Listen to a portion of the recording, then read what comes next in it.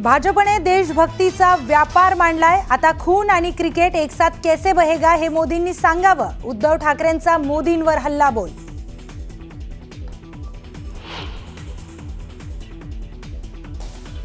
बाळासाहेबांच्या देशभक्तीवर शंका घेणाऱ्या भाजपने अवकातीत राहावं। पत्रकार परिषदेतून उद्धव ठाकरेंची भाजपवर घणाघाती टीका।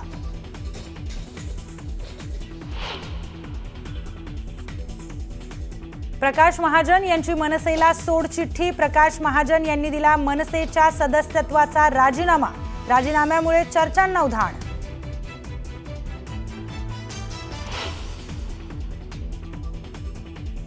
उपमुख्यमंत्री एकनाथ शिंदे नाराज नाहीत, हे स्टॅम्प पेपरवर लिहून देऊ का? शिंदेंच्या नाराजीवर अजित पवारांचं स्पष्टीकरण।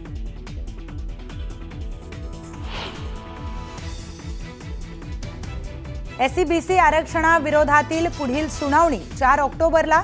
3 प्रवर्गामध्ये मराठा समाज मागास आहे हे सिद्ध करावं लागणार।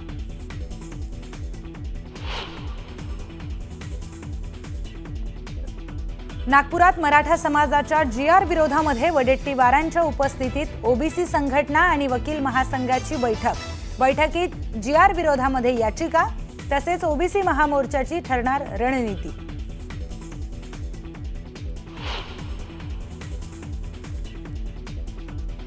कंत्राटदारांना काम देण्याबाबत अधिकाऱ्यांवर दबाव असतो। राजकारण्यांच्या जवळचे कंत्राटदार असतात तर दबावातून मार्ग काढता येऊ शकतो। केंद्रीय मंत्री नितीन गडकरींचं मोठं विधान।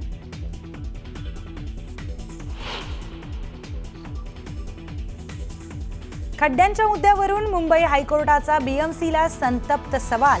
एकाच पावसात रस्त्याची चाळण कशी होते? बीएमसीची कोर्टाकडून खरडपट्टी।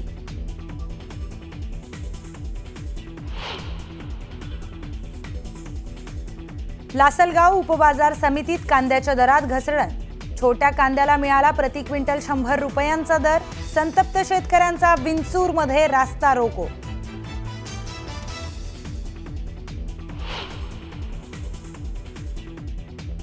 चंद्रपूरच्या मूल तालुक्यामध्ये पुराच्या पाण्यातून बस चालवणं महागात। रेल्वे बोगद्यामध्ये अडकली बस तर बल्लारपुरात जुन्या घराचा भाग कोसळला। दोन्ही घटनेत सुदैवानं कोणतीही जीवितहानी नाही।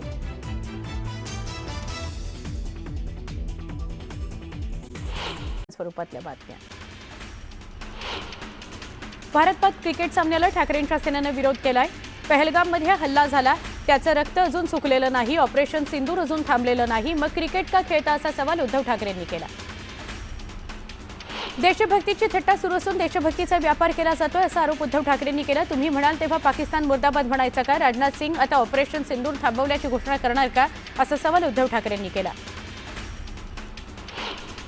मोदी खून और पानी एक साथ नहीं बहेगा असं म्हणत होते, मग आता खून और क्रिकेट एक साथ कैसे बहेगा ते मोदींनी सांगावं असं उद्धव ठाकरे म्हणाले। उद्याच्या मॅचमधून बक्कळ पैसा कमवणार आहेत। देशामध्ये पैसे महत्त्वाचे आहेत का असा प्रश्नही ठाकरेंनी विचारला।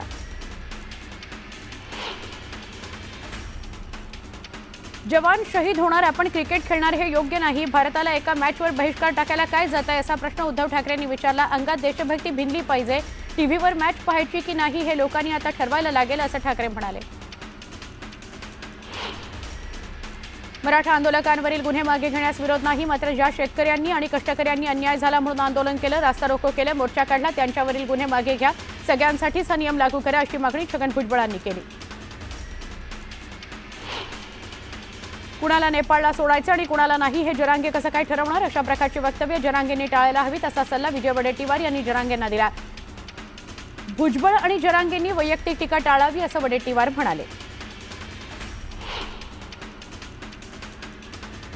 ओबीसीतून आरक्षण मिळावं हा जरांगे पाटलांचा हट्ट बालिशपणाचा आहे। त्यामुळे जे आर्थिक, सामाजिक आणि शैक्षणिकदृष्ट्या मागासलेपण आहे त्या मराठ्यांना आरक्षण मिळायला हवं, मात्र ओबीसींच्या कोट्यातून सरसकट मराठ्यांना आरक्षण मिळू नये अशी भूमिका ओबीसी नेते माजी महापौर राजीव पाटील यांनी मांडली। नांदेडमध्ये मनोहर धोंडे यांनी मराठा आरक्षणाविरोधात याचिका दाखल केली आहे। त्यामुळे नांदेडमध्ये मराठा विरुद्ध ओबीसी असा संघर्ष निर्माण झाला आहे। त्यामुळे धोंडे यांच्या संस्थेच्या आश्रमशाळेतून आपल्या मुलांना टीसी काढण्याकरता तब्बल 21 मराठा पालकांनी अर्ज केलेला आहे। पंतप्रधान नरेंद्र मोदींच्या आईच्या अपमानाच्या निषेधार्थ भाजपनं आंदोलन पुकारलं. काँग्रेस विरोधात भाजपनं जोरदार घोषणाबाजी केली. एआय टेक्नॉलॉजीमधून बनवलेल्या मोदींच्या आईच्या व्हिडिओवरून भाजपनं संताप व्यक्त केला. पंतप्रधान मोदींच्या आईबद्दल काँग्रेस पदाधिकाऱ्यांनं अपशब्द वापरला. उल्हासनगर शहरातील भाजप पदाधिकारी त्यामुळे आक्रमक झाले. यावेळी त्यांनी उल्हासनगरमध्ये राहुल गांधींविरोधात निदर्शनं केली. कुणाला काम द्यावं याकरता अधिकाऱ्यांवर राजकीय दबाव असतो, मात्र त्यातूनही मार्ग काढता येऊ शकतो. बांधकाम क्षेत्रामध्ये गुणवत्तापूर्ण दृष्टिकोन बाळगून कमी बांधकाम खर्चात अत्याधुनिक सेवा देत तडजोड न करता चांगलं बांधकाम करायला हवं, असं नितीन गडकरी म्हणाले.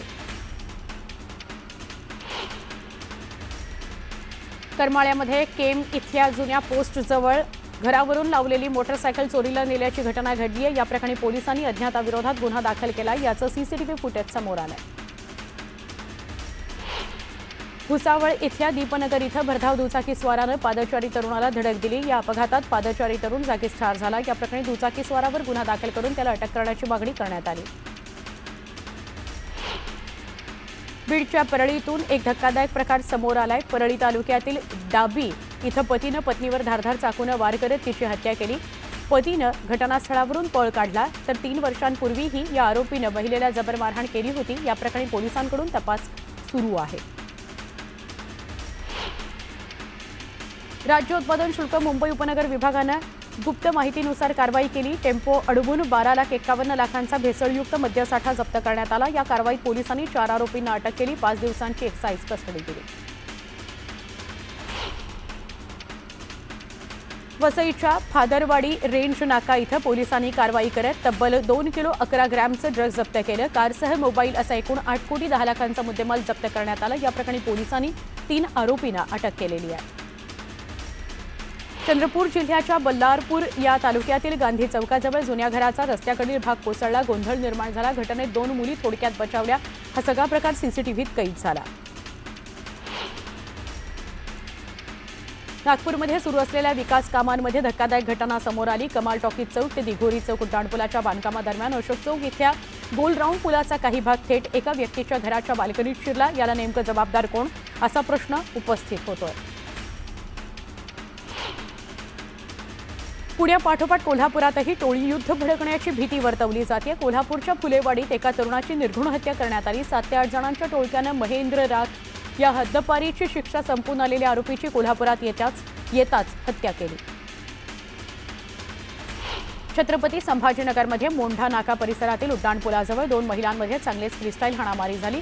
दोन्ही महिलांनी प्रचंड प्रमाणात मद्यप्राशन केलं होतं. या प्रकरणी पोलीस ठाण्यात गुन्हा दाखल करण्यात आलेला आहे. बुलडाणा जिल्ह्यातील जळगाव जामोद नगरपालिका बांधकाम अभियंत्याला ठाकरे गटाचे जिल्हा प्रमुख गजानन वाघ यांचे बंधू माणिक वाघ यांच्याकडून मारहाण करण्यात आली. मारहाण करणाऱ्या माणिक वाघ यांच्या विरोधात महापालिका अभियंता रवी पारसकर यांनी जळगाव जामोद पोलिसात तक्रार दाखल केली आहे. जळगावच्या गौताळा अभयारण्यातील मृतदेहाचं गूढ अखेर उलगडलंय. जिवलग मित्रानंच मित्राची हत्या केली. गुन्हेगारी आणि व्यसनामुळे बदनामी होऊ नये म्हणून कुऱ्हाडीनं वार करत मित्राचं शिर धडापासून वेगळं करण्यात आलं.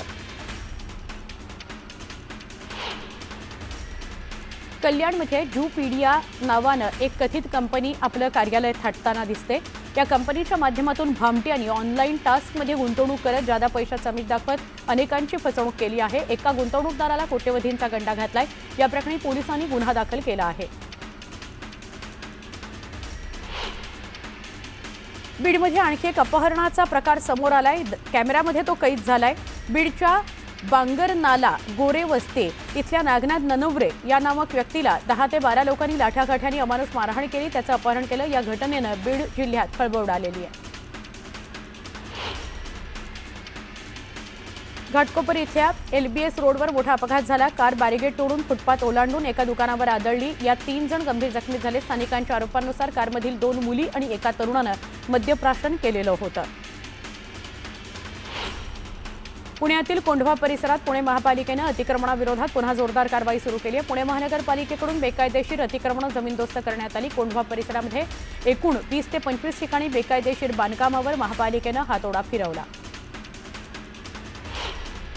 सोने चांदीच्या भावामध्ये वाढ सुरूच असून एकाच दिवसात चांदीच्या भावात 3,000 रुपयांची वाढ झाली आहे। त्यामुळे चांदी 1,29,500 रुपयांवर पोहोचली आहे, तर सोन्याच्या भावातही वाढ झाली आहे।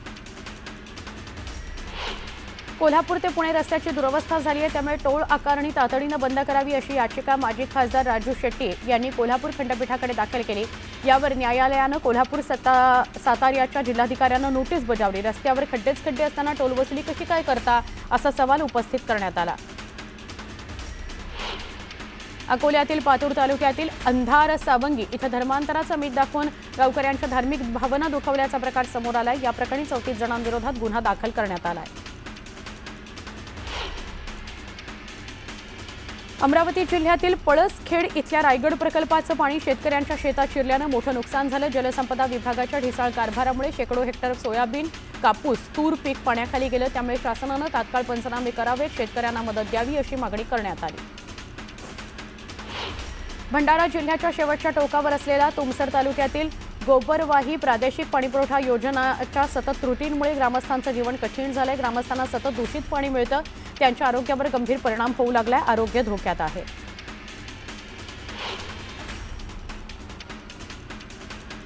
आंबेगाव तालुक्यातील मनसर इथं दर्ग्याखाली सापडलेलं भुयार आणि दर्ग्याच्या बांधकामासंदर्भात उद्भवलेला वाद अजूनही शांत झालेला नाही। त्यामुळे दर्गा परिसरात पोलिसांनी जमावबंदी लागू केलेली आहे।